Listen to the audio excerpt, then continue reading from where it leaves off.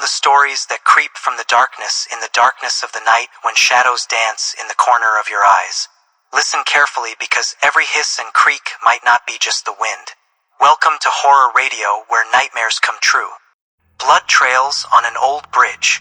Under a low-hanging gray sky, an old sedan drove down a winding country road toward Willow Creek, Tennessee. Lena Carver, 29, sat in the driver's seat, her eyes tired but determined. A country song was playing on the car radio, and on the passenger seat lay a stack of files with newspaper clippings and printed emails. Lena is a freelance journalist on the hunt for the big story that will revive her career. And that story, she intuits, lies in the small town where she was born. The place she left 15 years ago without ever looking back.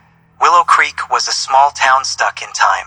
Victorian wooden houses lined the main street, decorated with wildflowers growing on cracked sidewalks.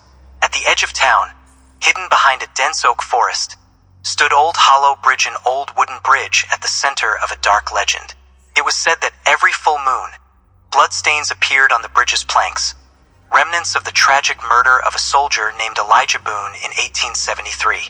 Lena remembered the story from her childhood, told by her grandmother in a whisper, as if afraid to awaken something. Lena arrived in town at dusk and stayed at a small inn called the Creekview Inn. The innkeeper, Mrs. Evelyn Porter, an elderly woman with white hair, smiled warmly, but her eyes studied Lena closely. "You're Martha Carver's daughter, aren't you?" Evelyn asked as she handed Lena the key to the room. Lena nodded stiffly. Her mother, Martha, had died when Lena was still a teenager, and memories of Willow Creek had always been bitter. "It's been a long time since a Carver has returned here," Evelyn continued, her tone laden with meaning that Lena chose to ignore. That night, Lena sat in her room, studying the documents she had brought with her. A month earlier, a vlogger named Casey Mills had disappeared after filming a live video feed at Old Hollow Bridge. In the footage, Casey pointed out a red patch that suddenly appeared on the bridge, even though there wasn't a full moon that night. The video ended with a scream, and there has been no sign of Casey since. The local media called it an accident, but Lena was sure there was something bigger and darker behind it. The next morning, Lena went to the town library to meet Dr. Margaret Klein, a local historian who had researched the bridge's legend. Margaret, a woman in her 50s with thick glasses and a straightforward manner, greeted Lena enthusiastically.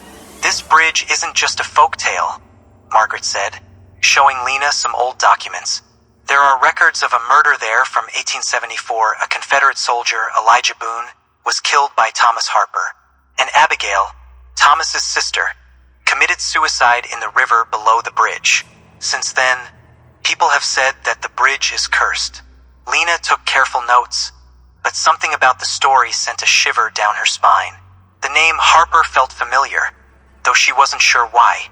"What caused the blood stain?" Lena asked. Margaret shrugged. "Some say it's Elijah's ghost. Others say it's Abigail seeking justice. But there are also those who say the bridge is alive somehow, holding onto her anger." Before leaving the library, Margaret handed Lena an old notebook that had belonged to the local minister in the 19th century. "Read this," she said. "There's something about a ritual to calm the spirits on the bridge. It might be a clue." Lena nodded, though her journalistic skepticism made her doubt it. But as she left the library, she felt as if someone was watching her from afar. That night, Lena decided to see Old Hollow Bridge for herself. She drove into the woods, her car swaying on the narrow dirt road. When she arrived, the bridge was shrouded in thick fog, and the air felt heavy. The bridge looked older than she remembered. The wooden planks were cracked and covered in moss, and the ropes holding them together looked frayed. Lena took out her flashlight and stepped onto the bridge, her heart pounding. She stopped in the middle of the bridge. The beam of light swept across the planks beneath her feet, and for a moment she was sure she saw something. A dark red stain, like blood, that seemed to be moving beneath the surface of the wood. She blinked and the spot was gone. "Just my imagination," she murmured, but her voice sounded fragile in the silence. Suddenly, from the end of the bridge, she heard the sound of slow footsteps. Lena turned around, her flashlight sweeping through the fog, but there was no one there. "Hello?" she called, but only an echo answered. As she turned to go back to the car, something cold touched her neck, like a breath. She jumped, almost dropping the flashlight, and ran back to the car without looking back. As she locked the car door and started the engine, Lena couldn't shake the feeling that what she had seen on the bridge wasn't an illusion. And deep inside, a question began to gnaw at her. Why did she feel so connected to this place, to the story of Elijah and Abigail? Unbeknownst to her, her journey to unravel the mystery of Old Hollow Bridge had just begun, and it would lead her to secrets far darker than she could ever imagine. Lena Carver awoke with a pounding heart and cold sweat on her brow. In the small room at the Creekview Inn, morning light filtered through the curtains, but last night's nightmare still lingered in her mind. She had dreamed she was standing on the Old Hollow Bridge, surrounded by thick fog, hearing a woman's screams and heavy footsteps approaching. The bloodstains on the bridge planks in her dream felt alive, crawling toward her feet. Lena wiped her face, trying to shake off the unfamiliar fear. "It was just a dream," she murmured, but her own voice sounded unconvincing. After a shower and a cup of bitter coffee from the thermos in her room, Lena opened the old notebook Dr. Margaret Klein had given her the day before. The 19th century priest's handwriting was difficult to read, filled with archaic religious terms, but a few sentences caught her attention. "Restless spirits on the bridge demand offerings," the priest had written. "White flowers by the river, prayers under the full moon, or the blood will continue to flow." Lena furrowed her brow. Sacrifices? Blood? She didn't believe in the supernatural, but last night's experience on the bridge made her question her own skepticism. Today, Lena planned to meet with Sheriff Amos Reed, the police chief of Willow Creek, to ask about the case of Casey Mills, the vlogger who disappeared on the bridge. Before leaving, she checked her phone and found a message from her editor in town. "Rachel, Lena, don't stay too long. Find a solid story, not a ghost story." Lena snorted. Rachel didn't understand.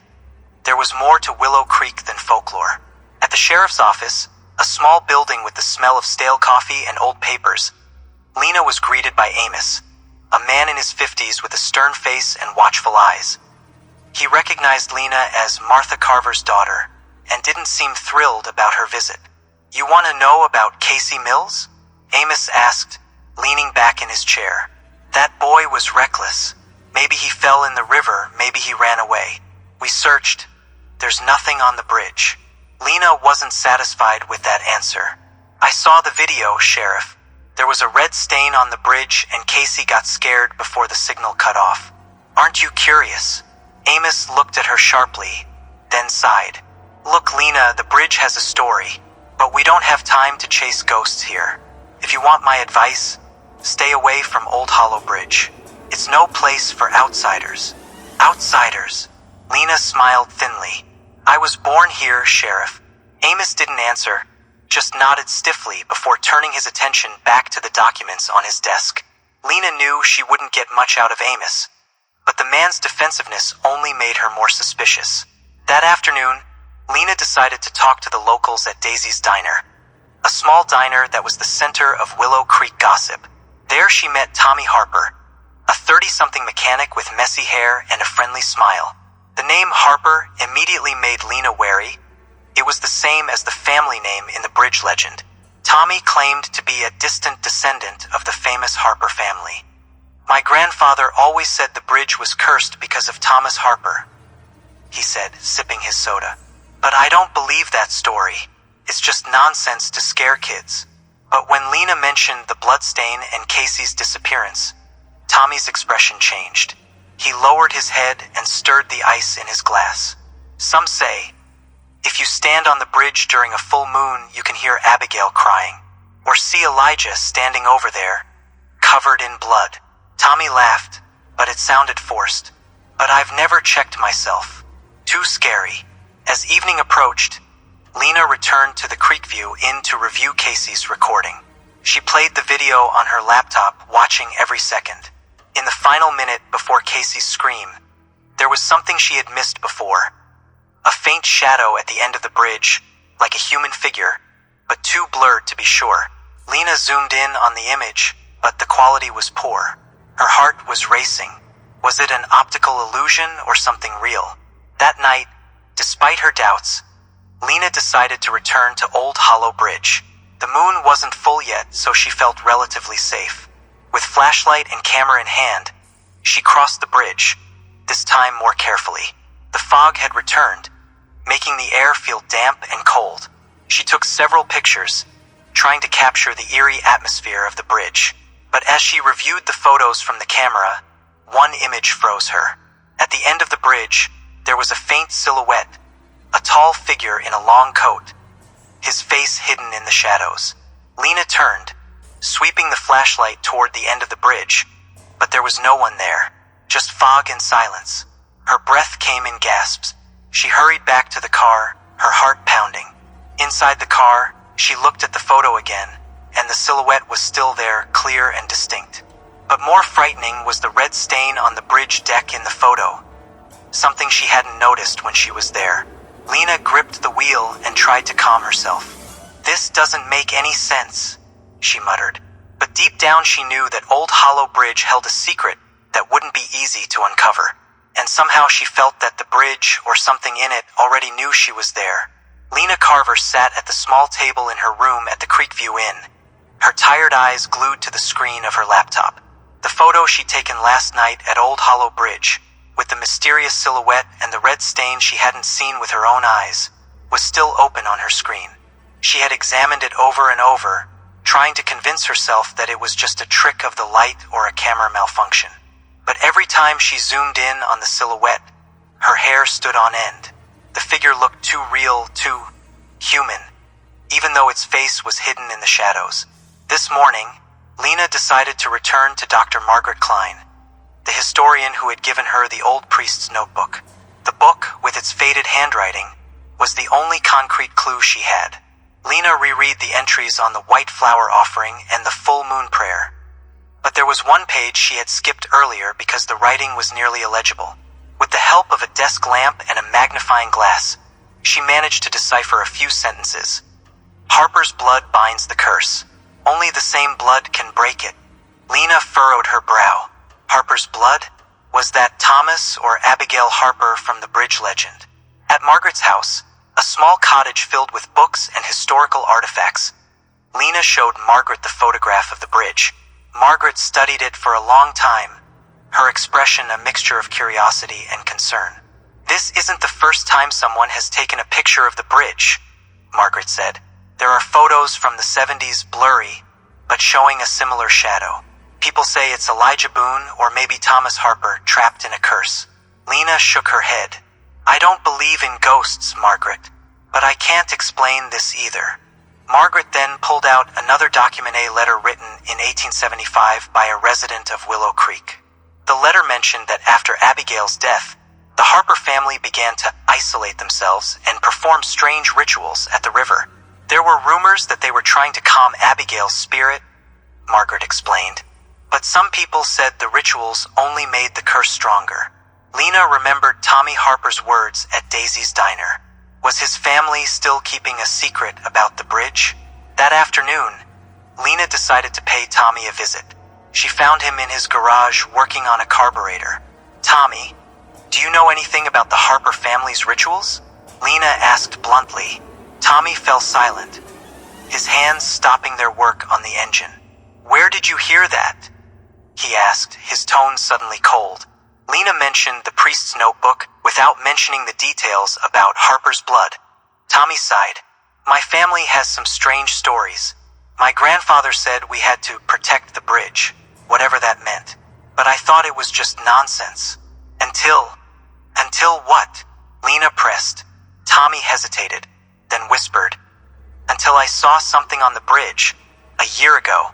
I went there late at night, just out of curiosity, and I heard crying.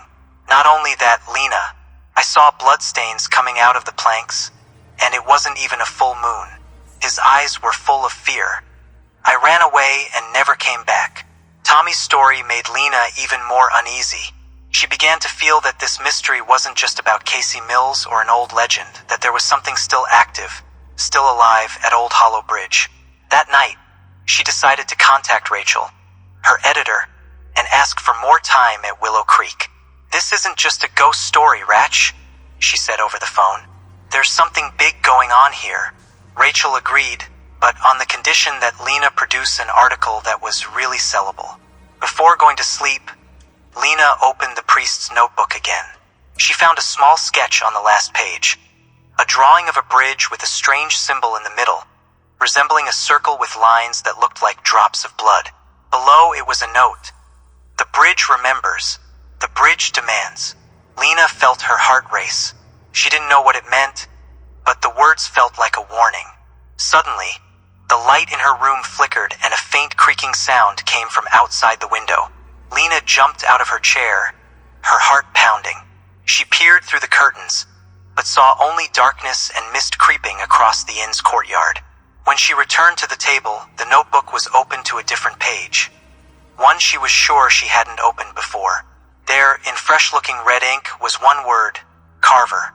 Lena stepped back, catching her breath, her family name written as if the ink had just been poured.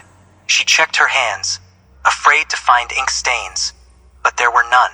The camera she had placed on the table suddenly turned on by itself, recording with a small blinking red light. Lena turned it off with trembling hands, but when she checked the recording, there was one frame that made her blood freeze.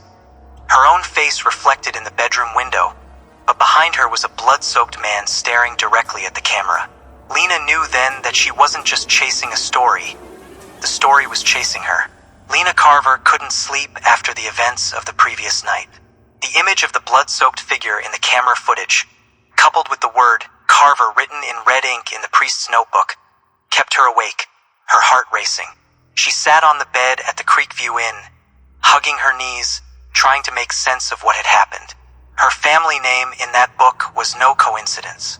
But how and why? Lena knew one thing. She couldn't ignore Old Hollow Bridge anymore.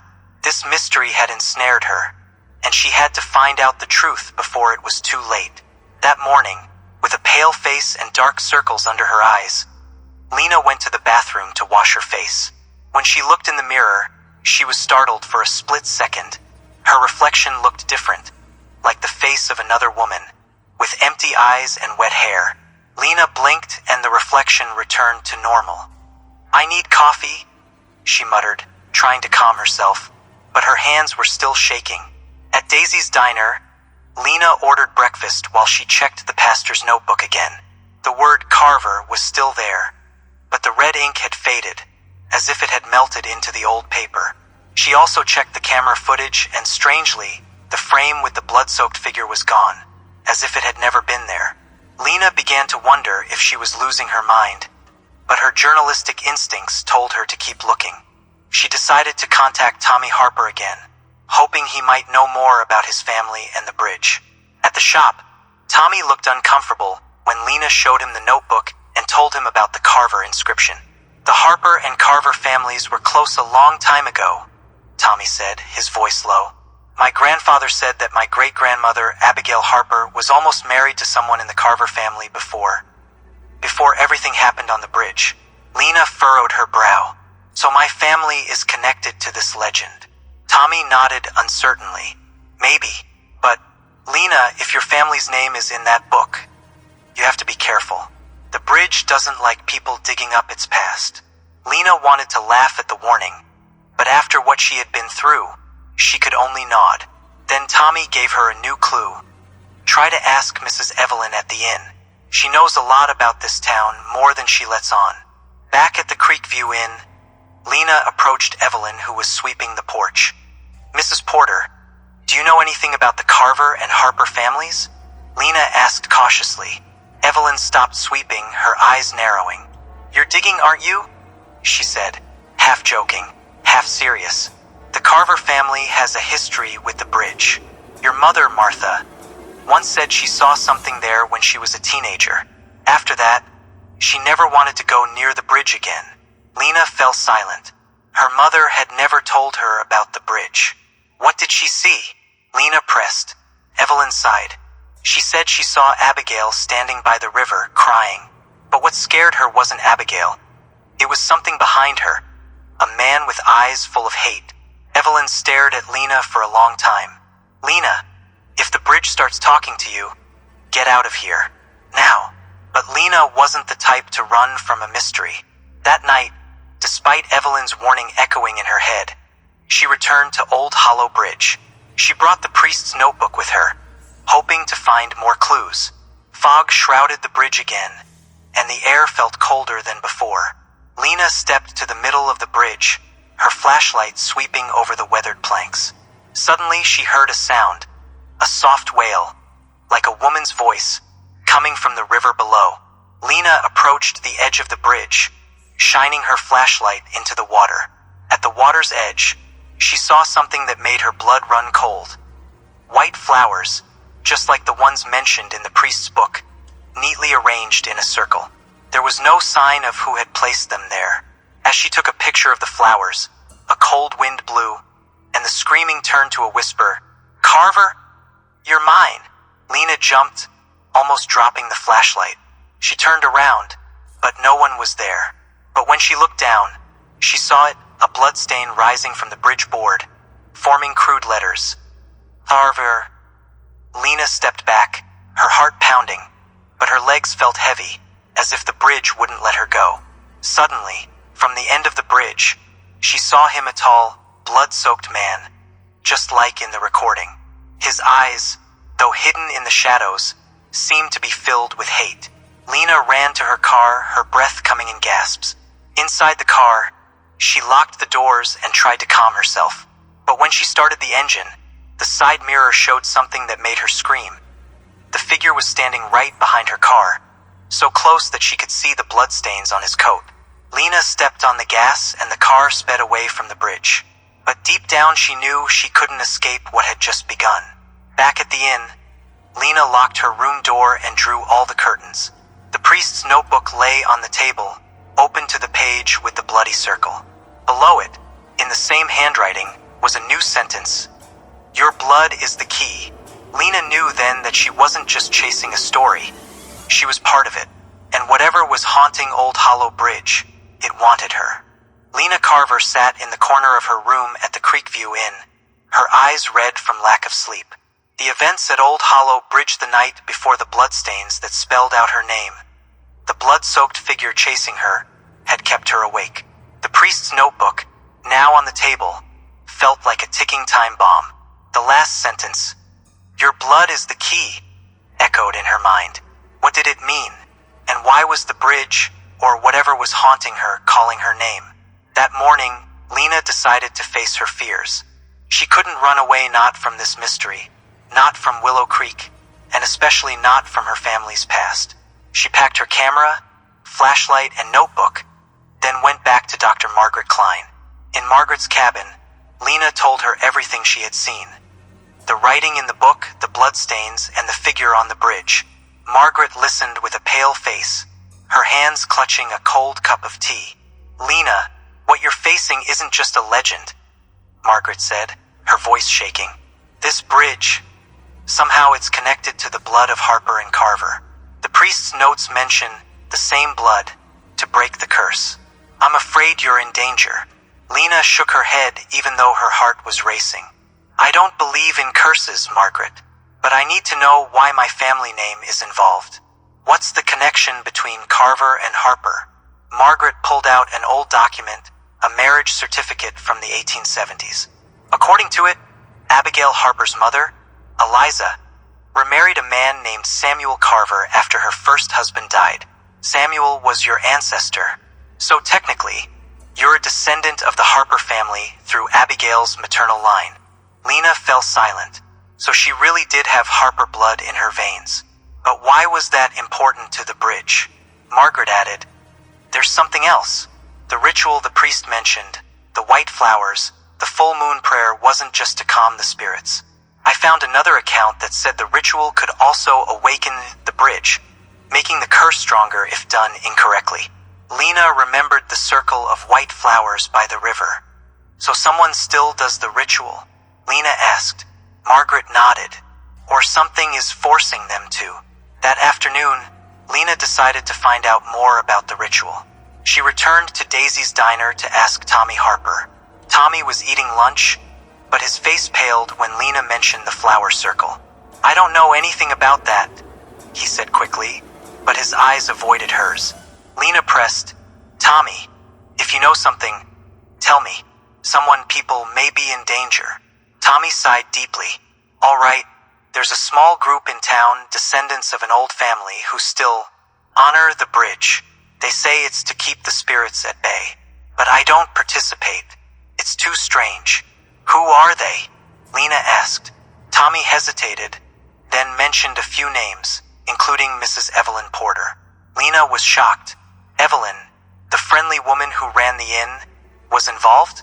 Tommy warned, "Don't confront them, Lena. They're serious about the bridge. And if you're a Carver descendant, they might already know you're here." That night, Lena decided to stake out Old Hollow Bridge, hoping to catch whoever had left the flowers. She parked her car far from the bridge, then walked slowly through the woods, hiding behind an oak tree. Thick fog returned, making the bridge look like a shadow in a nightmare. Lena waited for hours, shivering, until she finally heard footsteps. 3 figures in dark coats emerged from the fog. One of them was Evelyn.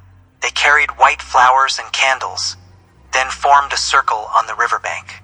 Lena set her camera to record, her heart pounding. Evelyn began to speak, her voice soft but clear. "We offer this sacrifice to calm the spirits. Abigail, Elijah, hear us. Do not take the innocent." The other 2 nodded and began to scatter the flowers into the river. Suddenly, a strong wind blew, snuffing out the candles. Lena heard a whisper, just like the night before. "Carver." One of the figures, not Evelyn, turned towards the forest, as if she knew Lena was there. Lena held her breath, her body frozen. As she tried to back away, a branch snapped beneath her feet, its sound echoing in the silence. The 3 figures turned simultaneously, and Evelyn yelled, "Who's there?" Lena ran, tripping over a tree root and dropping her flashlight to the ground. She heard footsteps chasing her, and in the midst of her panic, she felt the air getting heavier, as if the bridge itself was trying to hold her back. When she finally reached her car, she looked back, and at the end of the bridge, the blood-soaked figure was standing there again, staring at her with eyes that were now clearly visible, filled with anger but also suffering. Lena drove back to the inn, gasping for breath. In her room, she checked the camera footage and found something that made her blood freeze. In the middle of the video, while Evelyn was speaking, there was another voice, not a whisper, but a soft scream, like the voice of Abigail in the legend. And in the background, a blood stain appeared on the bridge, forming the blood-red circle symbol from the priest's book. But the most frightening thing was that at the end of the recording, the camera captured Lena's own reflection in the river, and behind her, not the blood-soaked figure, but a woman with wet hair, crying, her hands clutching Lena's shoulders. Lena knew then that she was caught in a game much bigger than herself, and that she might not just be facing a ghost, but something that wanted her blood. Lena Carver locked the door to her room at the Creekview Inn with trembling hands, her breath still ragged from her escape from Old Hollow Bridge, the footage from her camera with the mysterious screams, the bloodstains shaped like symbols, and the reflection of a weeping woman behind her played over and over in her mind.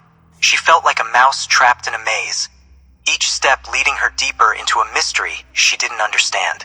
But one thing was clear. The bridge, or something in it, wanted something from her, and time was running out. That morning, Lena decided to confront Mrs. Evelyn Porter. She found the old woman in the kitchen of the inn, cutting apples with a small knife. "Evelyn, I know you were at the bridge last night," Lena said bluntly, her voice firm despite her racing heart. Evelyn stopped cutting but didn't turn around. "You shouldn't pry into other people's business, Lena," she replied quietly, her tone cold. "What we do on the bridge is to protect this city." "Protect it from what?" Lena pressed. "Ghosts? A curse? Or something you're hiding?" Evelyn finally looked at her, her eyes filled with a mixture of fear and determination. "You don't understand, child. The bridge isn't just wood and rope. It's alive, Lena. It remembers every drop of blood that was spilled there. And now it knows you're here, the descendant of Carver." Lena shivered, remembering the words in the priest's book. "Your blood is the key," Evelyn went on, her voice almost a whisper. "The Harper and Carver families are bound to the bridge by the sin of Thomas Harper. The rituals we do, the flowers, the prayers, that's what holds the spirits back. But since Casey Mills went missing, something has changed. The bridge, it's hungry." Lena swallowed hard. Hungry for what? Evelyn didn't answer, just stared at her with an expression that made Lena want to run. That afternoon, Lena went back to Dr. Margaret Klein for answers. She showed her the recording from the night before, and Margaret looked shaken after viewing it. "This blood-stained circle symbol," Margaret said, pointing to the priest's notebook, "is not just decoration. It's some kind of seal, perhaps to bind the spirits to the bridge. But if the ritual is done wrong, or if the right blood is present..." She paused and stared at Lena. "You, Lena, the Carver blood in your veins could awaken something that should remain dormant." Margaret then revealed a new discovery. The priest's notes mentioned that the curse could be broken, but for a price. "Only the same blood can break it," Margaret quoted. "But that means a sacrifice. Someone from the Harper or Carver line must surrender to the bridge." Lena laughed dryly, though her heart sank. "So I have to die to stop this? That's crazy." Margaret grabbed her hand. "I'm not saying you have to do it, but you need to know what you're dealing with." Lena felt the world shrink around her. She wanted to reject it all, the ghosts, the curse, the sacrifice, but her experience on the bridge made her hesitate. She decided to find Tommy Harper, hoping he could help. At the garage, Tommy seemed increasingly agitated.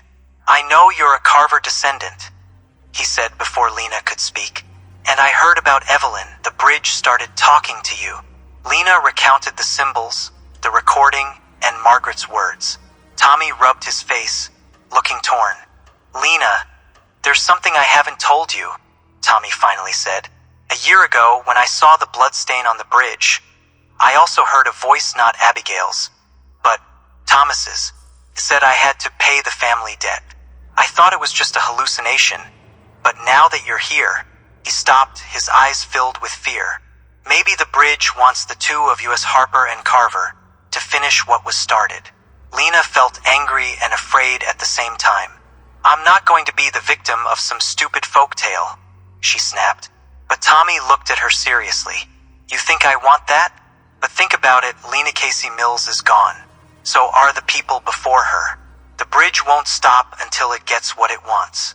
That night, Lena faced an impossible choice. Flee Willow Creek and leave the mystery behind, or stay and face whatever was waiting for her at the bridge. She was sitting in her room, staring at the pastor's notebook, when the light in her room flickered again. This time she heard a soft knock at the door. "Evelyn?" she called, but there was no answer. When she opened the door, the hallway was empty, but on the floor lay a single white flower, the same as the one by the river. Lena stepped back, her heart pounding. Suddenly, the mirror in her room creaked, and red spots began to form on its surface, spelling out the words, "Come back tonight." Lena screamed and covered the mirror with a blanket. But when she turned, she saw a shadow at the window, a woman with wet hair, Abigail, staring at her with tear-filled eyes. "Carver," the voice whispered. "Finish it." Lena knew she had no choice. Tonight she had to return to Old Hollow Bridge not as a journalist, but as part of the curse that had been calling her since she arrived in Willow Creek. But before she left, she sent a message to Rachel, her editor. "If I don't come back, find me at the bridge." With her notebook in hand and a fragile resolve, Lena prepared to face what awaited her in the fog.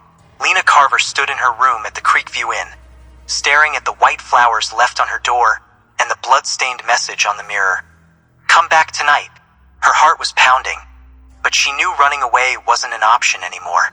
The Old Hollow Bridge had called her, and tonight was the night of the full moon, the time mentioned in the priest's notes as the peak of the bridge's power.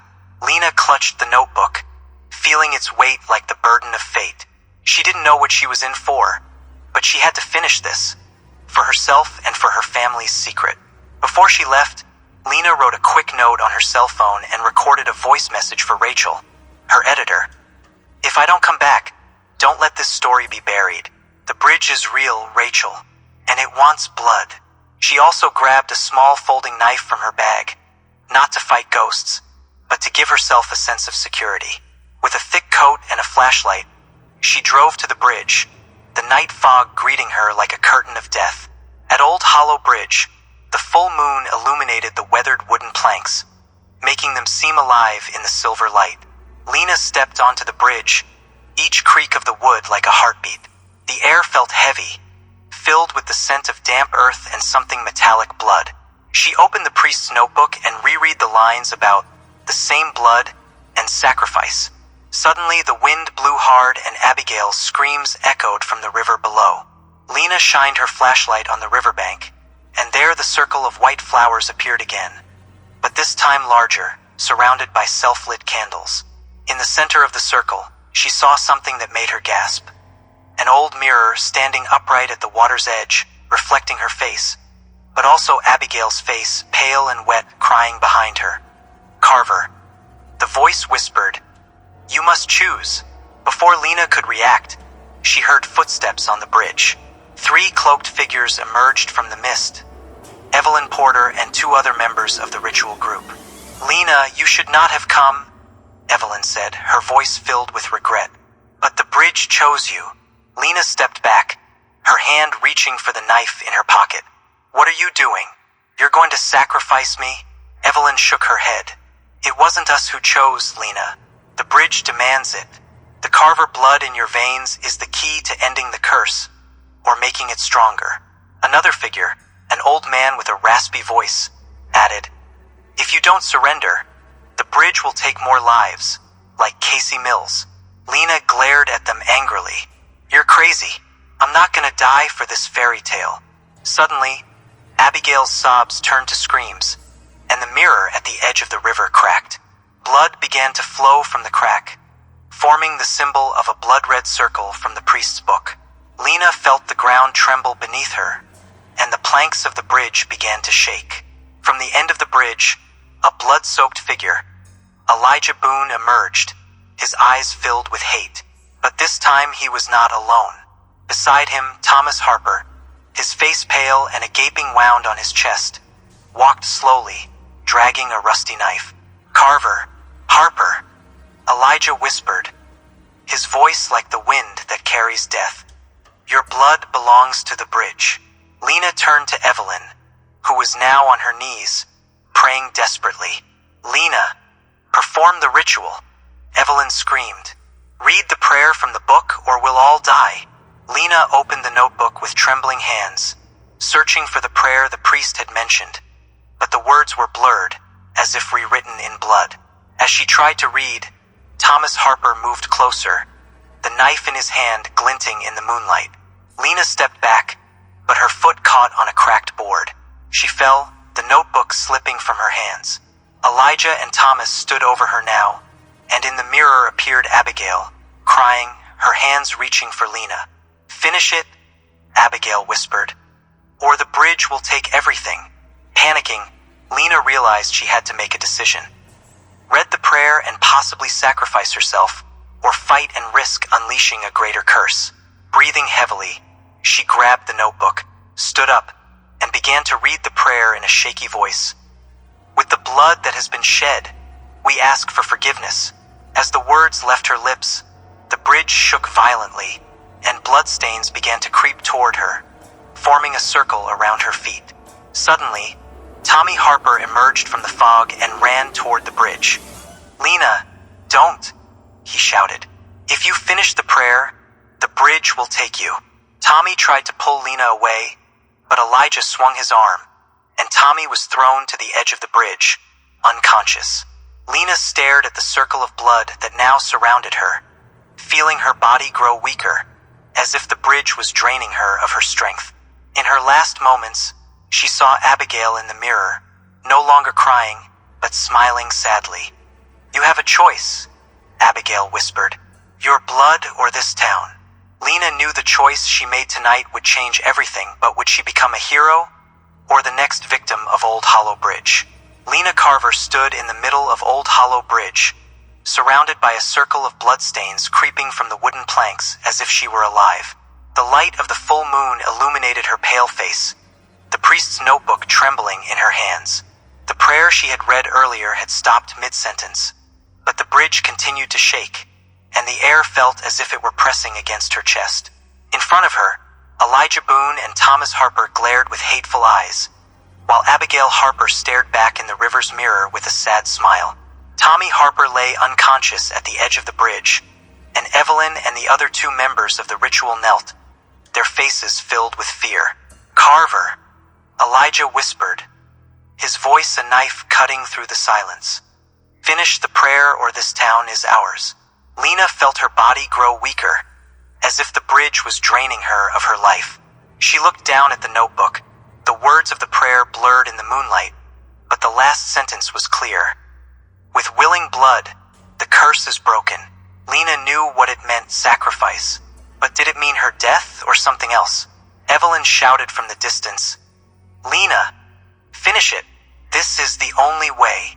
But Tommy's voice, getting clearer, cut in, "No, Lena, there's another way." Lena turned to Tommy, who was struggling to stand despite his bloodied face. "The bridge wants Harper's blood too," he said, panting. "The two of us. We can stop it without dying." Lena's brow furrowed in confusion, but there was no time to ask.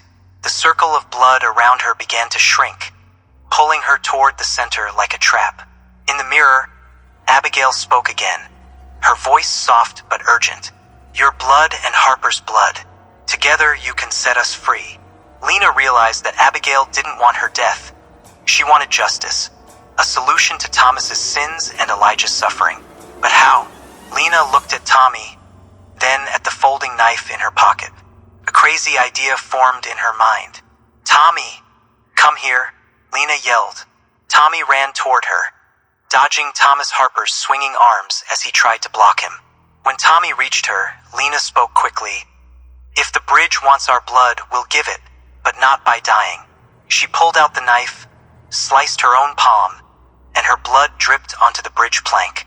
"Do it," she said to Tommy. Hesitantly, Tommy took the knife and cut his hand, his blood mixing with Lena's in the circle. As their blood touched the boards, the bridge made a sound like a scream, and the circle of blood stopped shrinking. Elijah and Thomas stepped back, their faces changing from anger to confusion. In the mirror, Abigail nodded, her eyes filled with tears. Lena grabbed the notebook and continued the prayer in a loud voice. "With this willing blood, we ask for forgiveness. Release these spirits. Stop the curse." Each word felt like a weight being lifted, but also like her own life being pulled away. Suddenly, the mirror by the river exploded, shattering into pieces. A strong wind howled, extinguishing the candles in the flower circle. Elijah and Thomas began to fade, their bodies dissolving into the mist, but before they disappeared, Elijah whispered, "You're not finished, Carver." Lena felt her chest tighten, but she read on to the last sentence. When the prayer ended, the bridge stopped shaking. The circle of blood on the board faded, as if absorbed back into the wood. Lena fell to her knees, her breathing labored, her body weak. Tommy held her shoulders and helped her to her feet. Evelyn and the other two ritual participants approached, their faces filled with awe and fear. You stopped it," Evelyn said, her voice shaking. "The curse, it's gone." But Lena wasn't sure. She still felt the cold in her bones, and Elijah's last words echoed in her head. She turned to the mirror, now shattered, but in the remaining fragments she caught a glimpse of Abigail's face, not crying, but smiling, before it disappeared completely. The river below the bridge, usually calm, now flowed with a strong current, as if carrying something. Tommy helped Lena back into the car, her hands still bleeding, bound with makeshift bandages. "What did we do back there? Was it enough?" Tommy asked, his voice full of doubt. Lena shook her head. "I don't know, but the bridge doesn't feel alive anymore." But deep inside she felt that this wasn't over. Something was still lurking, waiting. As they left the bridge, Lena looked back. The fog was beginning to lift, and the full moon was still shining brightly. But at the end of the bridge, she swore she saw a faint shadow. Not Elijah, not Thomas, but something else, something older, darker. She blinked, and the shadow disappeared. But the feeling that the bridge hadn't finished with her stayed with her, like a wound that hadn't healed. Lena Carver sat in Daisy's diner, sipping her cold coffee, her bandaged hand aching every time she picked up the cup. The night at Old Hollow Bridge 2 days ago felt like a nightmare that hadn't quite faded. Along with Tommy Harper, she had spilled her blood to complete the ritual, breaking the curse that bound the spirits of Elijah Boone, Thomas Harper, and Abigail Harper. The bridge felt different now. No longer alive, no longer threatening. But Lena couldn't shake the feeling that something was still lurking, like the shadow she'd seen at the end of the bridge before she left. Willow Creek was beginning to return to normal. The townspeople, most of whom had no idea what had happened that night, felt the air was lighter, as if an invisible weight had been lifted. Evelyn Porter, who now treated Lena with a mixture of respect and guilt, admitted that her ritual group had disbanded. "We thought we were protecting the town," she said when Lena found her at the Creekview Inn. "But maybe all we did was make the bridge stronger. Forgive us, Lena." Lena just nodded, too tired to be angry. Tommy Harper, now Lena's unexpected ally, began to open up about his own fears. In his workshop, he confessed that he had not heard Thomas Harper's whispers in his dreams since that night. "Maybe we really did stop him," he said, though his tone was full of doubt. Lena wanted to believe, but Elijah's last words, "You're not finished, Carver," still haunted her. And the vague shadow she had seen on the bridge, something darker than the ghosts before, made her uneasy. Lena contacted Dr. Margaret Klein to discuss what had happened. At Margaret's cottage, they examined the pastor's notebook, which now looked ordinary, with no mysterious writings or bloodstains. "The ritual you performed seems to have worked," Margaret said, pointing to the entry about willing blood. "The blood of both of you, Harper and Carver, may have been enough to satisfy the bridge's demands. But," she paused, looking at Lena with concern, "the bridge is older than the story of Elijah and Abigail. There are records from the indigenous people in this area of a place that swallows blood. The curse you stopped may just be a layer of something bigger." Margaret's words sent a shiver down Lena's spine. She remembered the symbol of the blood-stained circle, the shattered mirror, and the sudden surge of the river. Was the bridge really just wood and rope, or something older and more sinister? Lena tried to push the thought aside and focus on the fact that she and Tommy were safe, and the town was safe for now. That afternoon, Lena decided to visit the Old Hollow Bridge again, not for the ritual, but to seek reassurance. She walked alone, without camera or notebook, wanting to see the bridge as a normal person, not a mystery hunter. The fog that usually shrouded the bridge was now thin, and the river below flowed calmly. There was no blood, no whisper, no shadow. But as she stood in the middle of the bridge, she felt something, a faint sensation, like a gaze from afar. Lena turned to the riverbank, where the circle of flowers had once been. There she saw something that made her heart race. A single white flower lying on the water's edge, as if it had been deliberately placed there. She approached it, examined it, but found no sign of who had left it. "Abigail?" she murmured, but only the wind answered. Deciding not to touch the flower, Lena quickly returned to her car. That night, Lena wrote a draft article for Rachel, summarizing the history of Old Hollow Bridge without mentioning the hard-to-believe supernatural details. She wrote about the legend, the disappearance of Casey Mills, and the history of the Harper and Carver families, but kept her personal experiences to herself. When she sent the email to Rachel, she received a quick reply. "This is good, Lena, but too ordinary. Find a more interesting angle. Are you sure there isn't something else?" Lena smiled bitterly. Rachel would never know how interesting this story really was.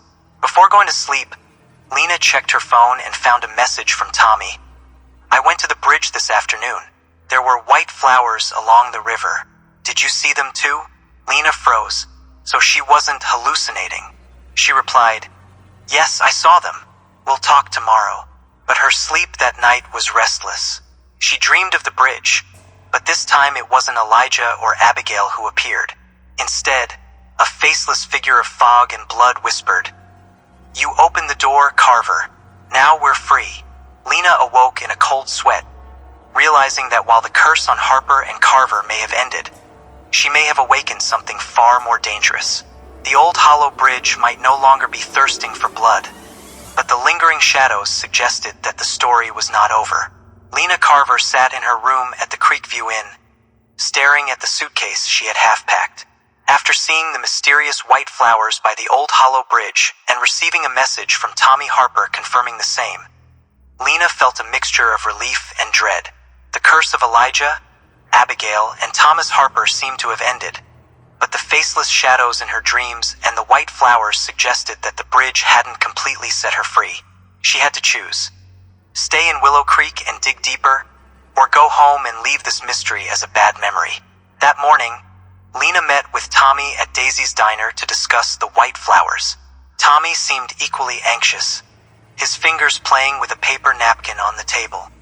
"I've been asking some of the older folks in town," he said quietly. "Those flowers, they're not from Evelyn's ritual group. No one knows who put them there, but some say they're a sign that the bridge isn't finished."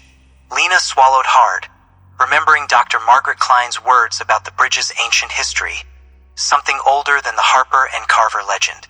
"I think we've discovered something, Tommy," Lena said, her voice almost a whisper. "The ritual we performed, our blood. Maybe it didn't just break the curse, it opened another door."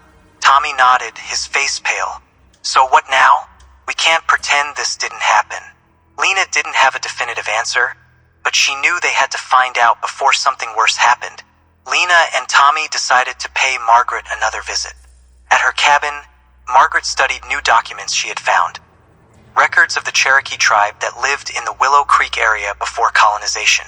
"These records mention a place that swallows blood," Margaret explained, pointing to the translated text.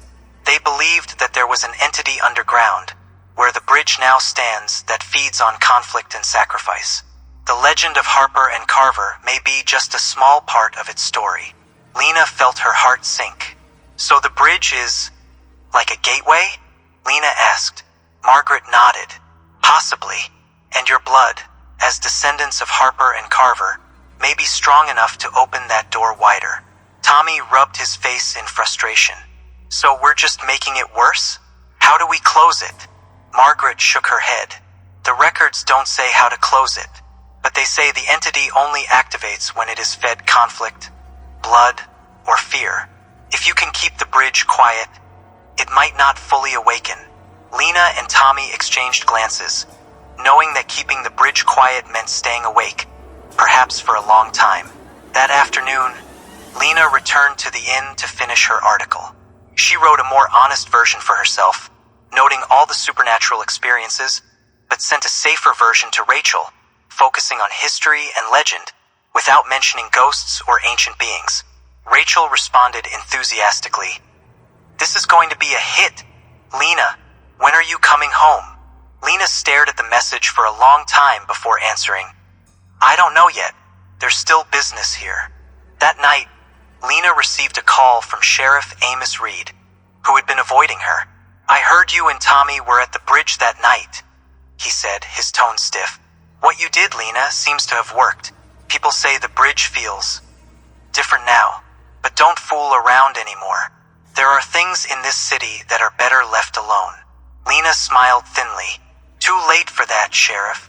Before going to bed, Lena checked the pastor's notebook, which now felt like an ordinary object, just old paper with no threatening aura. But when she opened the last page, she found something new. A small pencil sketch showing the bridge with a faceless figure standing in the middle.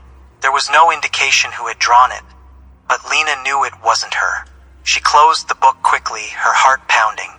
Lena dreamed that night, but not about Abigail or Elijah.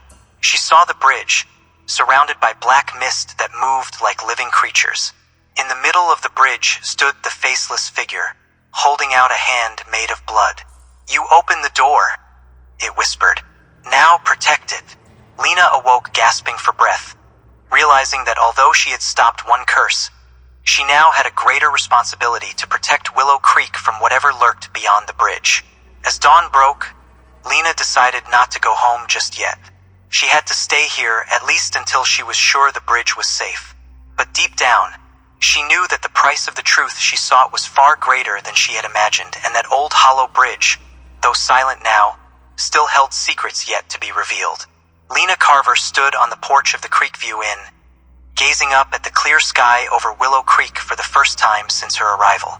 The morning air was crisp, free of the thick fog that usually enveloped the town. But deep down, Lena knew that this peace was fragile. The sketch of a faceless figure in the priest's notebook, the dream of black fog, and the white flowers by the river were reminders that the old hollow bridge wasn't done with her. She had broken the curse of Harper and Carver, but she may have opened the door to a greater threat, an ancient entity the Cherokee called the Blood Eater. Today, Lena meets with Tommy Harper and Dr. Margaret Klein at Margaret's cabin to plan her next move. At a wooden table covered with documents, they discuss Margaret's findings about the bridge's history. "This entity is not like the spirits of Elijah or Abigail," Margaret says, pointing to the Cherokee notes. "It has no name or face, but it feeds on conflict and sacrifice. If we can keep people from approaching the bridge, maybe we can make it starve and stay asleep." Tommy nodded, but his face was filled with doubt. "And if it wakes up, will we have to spill more blood?" Lena shook her head. "No more blood. We'll find another way." She suggested spreading the story that the bridge was no longer dangerous, to keep tourists and ghost hunters like Casey Mills from approaching. "If this thing feeds on fear or conflict, we'll make the bridge a boring place." Margaret smiled slightly. "That's a good idea, but it's difficult. The legend of the bridge is too strong in this town." Tommy added, "I can talk to some people in town, including Sheriff Amos. Ask them to close access to the bridge. Maybe say it's structurally unsafe." Lena agreed, even though she knew Amos wouldn't be easily persuaded. "And I'll write an article to divert attention," Lena said. "A story about the history of the bridge, but without the horror elements. Let people lose interest." That afternoon, Lena went to see Sheriff Amos in his office. As usual, the man greeted her with a suspicious look. "I hear the bridge is quiet now," he said, leaning back in his chair. "But I also hear you and Tommy are still digging around." Lena explained her plan. Close the bridge for safety reasons and stop the horror tours. Amos raised an eyebrow. "You think that will stop people? The bridge is like a magnet." But after some persuasion, he agreed to post warning signs and patrol the area, as long as Lena didn't cause any more trouble.